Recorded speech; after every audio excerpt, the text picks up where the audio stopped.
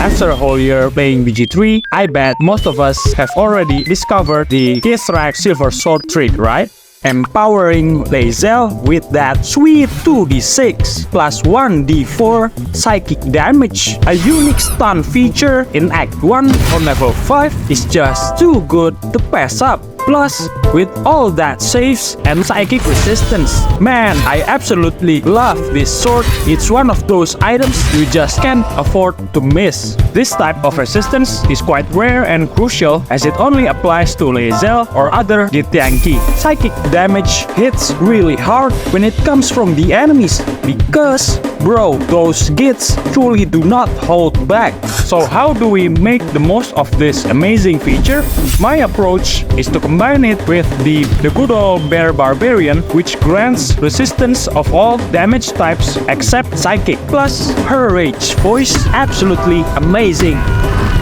Just being hard to kill doesn't mean much on its own, and it can get boring quickly. When I think about a tank build, I envision something that causes chaos on the front line, maybe some light crowd control, drawing enemies' attention away from your squishy ranged character. I was hoping for something more. It is time to get creative and find a way to truly maximize this incredible combo. My favorite Warlock multiclass is Barbarian because I love Geishas and never thought that a spellcaster class and Barbarian multiclass is a viable option. This idea actually takes inspiration from D4 YouTube channel, utilizing damage resistance from rage on Armor of Agathis that deals damage every time an enemy strikes you with a melee attack until your temporary hit points are depleted. And here's the key: do not forget to provoke enemies into using their reactions every turn to fully maximize this feature. We can try to prevent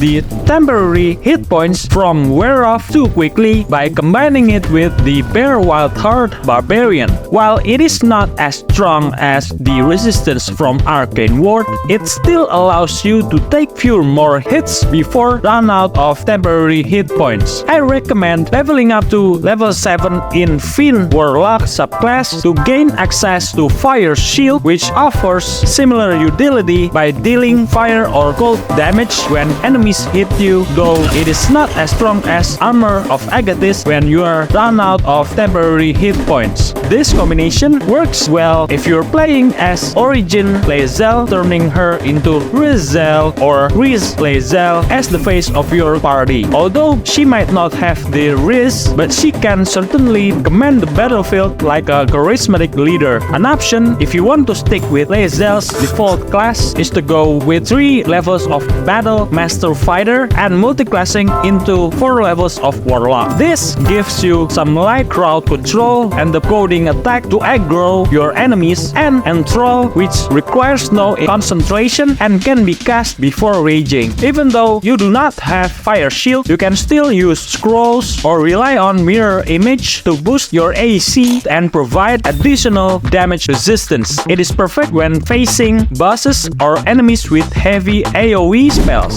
To conclude the video, this is the tank hitter build classification: a frontline character capable of absorbing most of the incoming damage while dealing initial hits to enemies with full HP. This weakens them, allowing your executor builds to finish them off more easily. Honestly, I wish it were a Polearm instead of Great Sword, so I could combine it with the Polearm Master and Sentinel feats to stop enemies in their tracks and force them to attack Laezel. That is all for this video. I hope it worth your while. It can remind you of features that you have seen before but never get the chance to create something from it, or you discover new way to flavor your next playthrough, or this features completely new or intrigues to do something fun. Either way, thank you so much.